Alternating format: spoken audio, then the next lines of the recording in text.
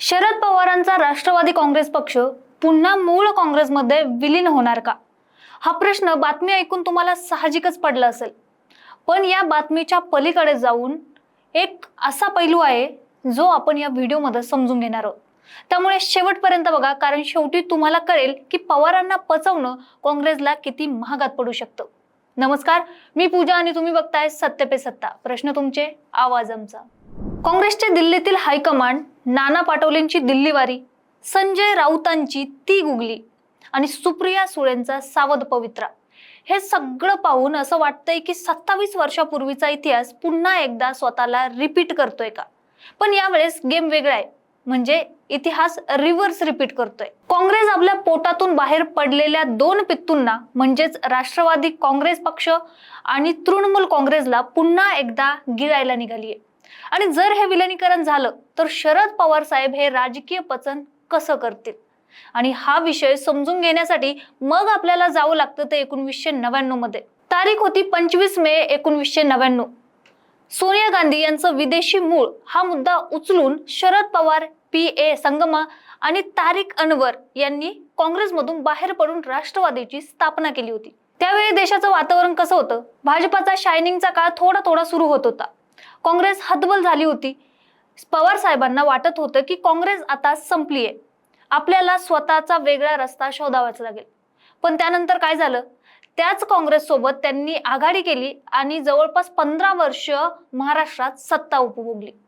आता 2026 मध्ये पुन्हा तीच वेळ आलीये. फरक एवढाच आहे की 1999 मध्ये पवार साहेबांना काँग्रेस सोडली होती कारण त्यांना पक्षातील स्वतःचं वर्चस्व टिकवायचं होतं, आणि आज 2026 मध्ये तेच पवार साहेब काँग्रेसकडे परतताना दिसताय कारण त्यांना आता पक्षाचं अस्तित्व टिकवायचंय. या दोन गोष्टी जरा समजून घ्या. तेव्हा भाजपा विरोधात एक मजबूत शक्ती म्हणून काँग्रेसकडे पाहिलं जायचं. आज पुन्हा तीच गरज निर्माण झाली आहे. आणि ही चर्चा फक्त हवेत नाहीये, तर घडामोडींना असा काही वेग आलाय की थेट दिल्लीपर्यंत धावपळ सुरू झालीये.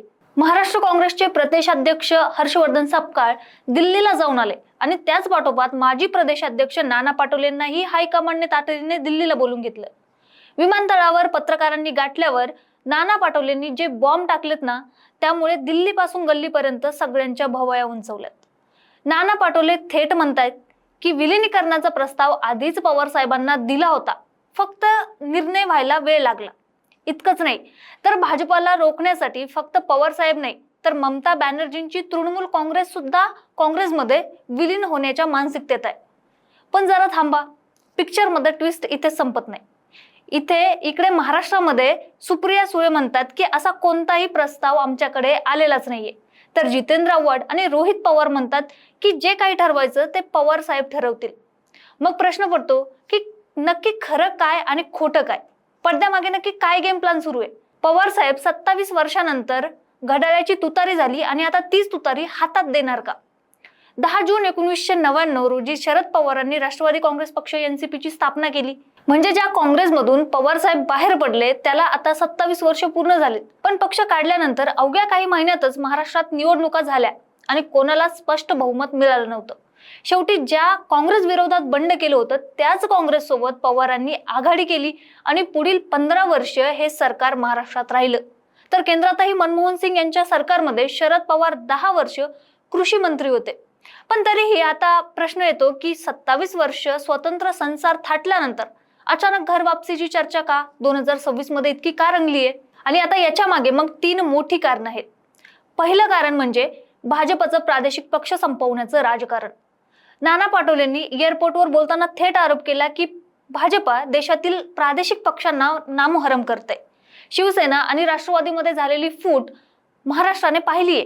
अशा वेळी अस्तित्वाची लढाई लढण्यासाठी सर्व सेक्युलर मतांचं विभाजन रोखणं गरजेचं आहे. दुसरं कारण म्हणजे संजय राऊतांची ती गुगली. राऊत म्हणाले की ज्या नेत्यांनी पूर्वी काँग्रेस सोडली होती त्यांनी आता भाजपा विरोधात लढाई मजबूत करण्यासाठी पुन्हा मूळ काँग्रेसमध्ये एकत्र आलं पाहिजे आणि यासाठी पुढाकार स्वतः शरद पवारांनी घ्यावा, असंही आवाहन त्यांनी केलं होतं. या विधानानंतर हालचालींना रॉकेट सारखा वेग आला. तिसरं कारण म्हणजे काँग्रेसचा वाढता आलेख. राहुल गांधींची वाढलेली लोकप्रियता आणि काँग्रेसला मिळालेली नवीन बळकटी यामुळे आता काँग्रेस हाच भाजपा विरोधातील मुख्य केंद्रबिंदू बनलाय. जर आपण राजकारणाच्या या गणिताचा विचार केला तर हे विलिनीकरण झालं तर देशाच्या आणि राज्याच्या राजकारणाचे चित्र पूर्णपणे बदलून जाईल.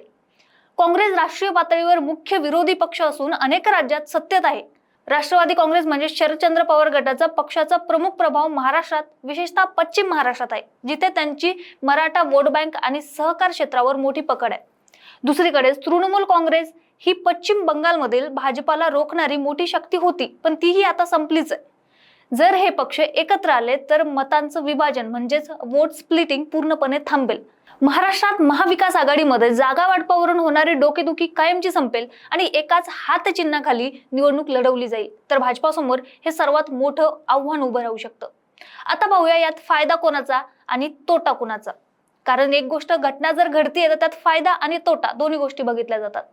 काँग्रेसला यात थेट राष्ट्रीय पातळीवर प्रादेशिक नेत्यांचे मोठे जनाधार मिळतील, त्यांचे मोठे गड किल्ले मिळतील. महाराष्ट्रात पवारांची वोट बँक आणि बंगालमध्ये ममतांची ताकद काँग्रेसच्या खात्यात जमा होऊन राहुल गांधींचा चेहरा अधिक मजबूत होईल. तर दुसरीकडेच शरद पवार गटाला पक्षाचं नाव आणि चिन्ह गेल्यानंतर कायदेशीर लढावे लागणारे मोर्चे ते त्यांचे वाचतील. काँग्रेसच्या राष्ट्रीय छत्राखाली नेत्यांना सुरक्षितता वाटेल आणि भविष्यात सुप्रिया सुळे किंवा रोहित पवार यांच्याकडे राष्ट्रीय पातळीवर मोठी जबाबदारी येऊ शकते.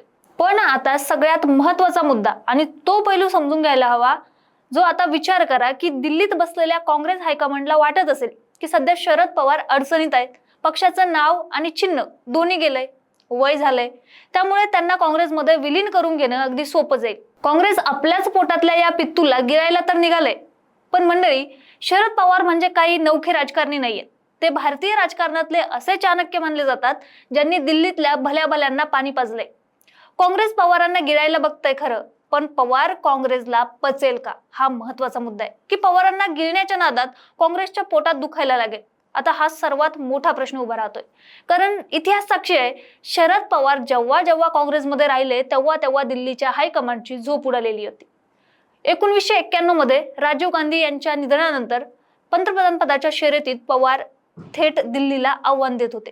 पी.व्ही. नरसिंह राव यांच्या काळात पवारांचं वजन इतकं वाढलं होतं की दिल्लीला सारखी भीती वाटायची. त्यानंतर 1999 मध्ये सोनिया गांधी जेव्हा परदेशी मूळ असूनही पक्षाच्या सर्वोच्च नेत्या बनणार होत्या, तेव्हा याच पवारांनी बंड पुकारलं.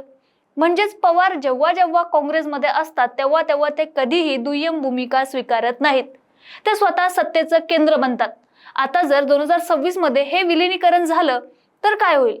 राष्ट्रवादी काँग्रेस शरद पवार गट थेट काँग्रेसमध्ये जाईल, पण यामुळे महाराष्ट्रात काँग्रेसच्या अंतर्गत राजकारणाचा समतोल पूर्णपणे बिघडून जाईल. आज महाराष्ट्रामध्ये नाना पाटोले, पृथ्वीराज चव्हाण किंवा हर्षवर्धन सपकाळ जे नेतृत्व करत आहेत, तिथे शरद पवारांची एंट्री होताच सगळी समीकरणं बदलून जातील. काँग्रेसमध्ये हायकमांड राहुल गांधी किंवा मल्लिकार्जुन खरगे असतील, पण महाराष्ट्रातल्या काँग्रेसची रिमोट कंट्रोल थेट शरद पवारांच्या आणि जयंत पाटलांच्या हातात जाईल. विलिनीकरणानंतर सुप्रिया सुळे किंवा रोहित पवार यांना काँग्रेसमध्ये थेट राष्ट्रीय पातळीवर मोठं पद दिलं जाईल, जे की मी पहिलेही बोलले. म्हणजेच पक्ष जरी काँग्रेस असला तरी ताकद पवारांचीच राहील.